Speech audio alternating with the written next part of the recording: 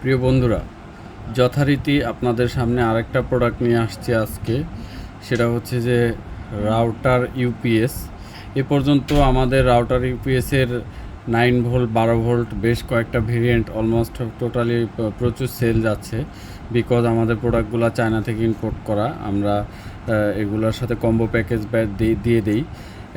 Basically এই প্রোডাক্টটা হচ্ছে 9 ভোল্ট আউটপুট করে। আপনাদের যাদের রাউটার এবং অনু 9 ভোল্টে চলবে তাদের জন্য এই প্রোডাক্টের দুইটা আউটপুট, একটা মেল পোর্ট, দুইটাই মেল পোর্ট। যেহেতু আপনাদের রাউটারে মেল পোর্টই ব্যবহার করতে হয়, ফিমেলের মধ্যে এই মেল পোর্টটা ঢুকে যায়। তো অলমোস্ট এটা 15 ওয়াটের একটা রাউটার ইউপিএস সার্কিট। এখানে কেবলগুলো আপনারা দেখতে পাচ্ছেন। এইখানে আপনারা টাইপ সি পোর্ট, এখানে পার্মানেন্ট একটা টাইপ সি পোর্ট ঢুকায় রাখবেন। এটা অন অফ করার কোনো প্রয়োজন নাই, এই রাউটারও কোনো অন অফ করার প্রয়োজন নাই। তবে যদি বিদ্যুৎ চলে যায়, ব্যাকআপ দিতে দিতে যদি আপনার এই রাউটার শেষ হয়ে যায়, ব্যাকআপ শেষ হয়ে যায়, সেই ক্ষেত্রে আপনারা এই জ্যাকটা রাউটার থেকে খুলে আবার প্লাগ ইন করে নেবেন, অর্থাৎ রিসেটের মতো কাজ করাবেন। তাহলে আপনার রাউটারটা আবার চালু হবে। অথবা আপনার রাউটার এমনিতেও সরাসরি চালু হতে পারে। এক একটা রাউটারের এক এক রকম ক্যাটাগরি হওয়ার কারণে এটা হতে পারে। তো অলমোস্ট আমরা এই রাউটারের সাথে এই ব্যাটারি কম্বো প্যাকেজ দিয়ে যাচ্ছি। দুইটা ব্যাটারি পাচ্ছেন, এবং এই রাউটার অনু ইউপিএস সার্কিটটা পাচ্ছেন। এটা চার্জে থাকা অবস্থাতে আপনারা এটা যতক্ষণ ব্যাকআপ দিবে ততক্ষণ এই রেড সিগন্যালটা জ্বলতে থাকবে। এখন দেখতে পাচ্ছেন রেড সিগন্যাল জ্বলতেছে। যখন এটা ব্যাকআপ দিবে, যখন এটা চার্জ হবে, তখন এটা আমি চার্জ ইন করে দেখাচ্ছি। চার্জ করার সাথে সাথে এটা লাল বাতি জ্বলে উঠছে।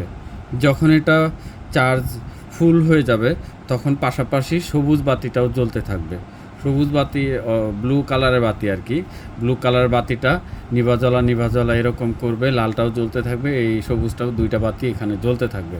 তার মানে আপনার ব্যাটারিটা ফুল চার্জ হয়ে গেছে। এই ফর্মালিটিতে আপনারা এটাকে রাউটারের পাশে ফিক্সড করে রেখে দিবেন। আর এই পোর্টটা রাউটারের পিছনে একেবারে পার্মানেন্ট ফিক্সড করে রেখে আপনারা এটাকে কোনো কিছু দিয়ে আটকায় রাখবেন। আপনাদের এটা অনলাইন ইউপিএস হিসেবে এটা পার্মানেন্টলি কাজ করবে।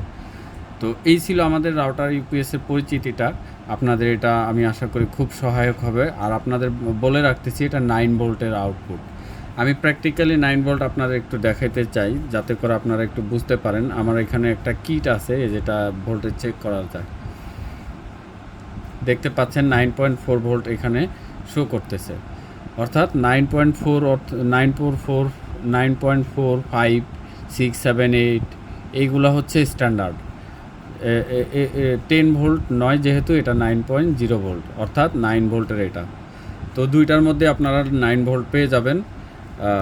এটা তো 9 ভোল্ট পেয়ে যাবেন। আমি এখন সরাসরি এটাকে একটু পাওয়ার অন অফ করে নিচ্ছি। আপনারা দেখতে পাবেন যে এটা 9 ভোল্ট অফ হবে না।